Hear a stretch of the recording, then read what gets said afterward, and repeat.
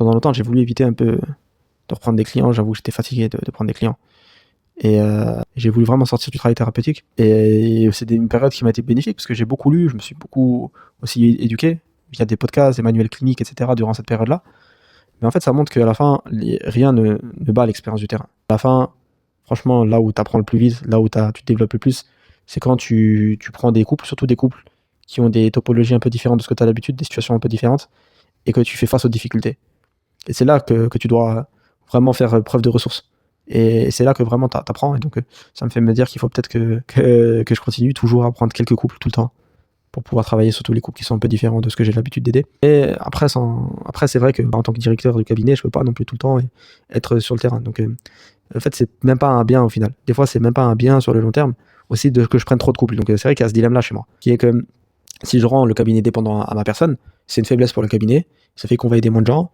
Et donc, sur le long terme, c'est pas forcément bénéfique pour les gens. C'est un problème, c'est clair. Mais en même temps, si je m'enlève totalement de l'expérience de prendre des couples, des fois, il y a des problèmes que je vais pas comprendre dans mes tripes. Je vais pas les comprendre autant que je dois les comprendre. Et ça aussi,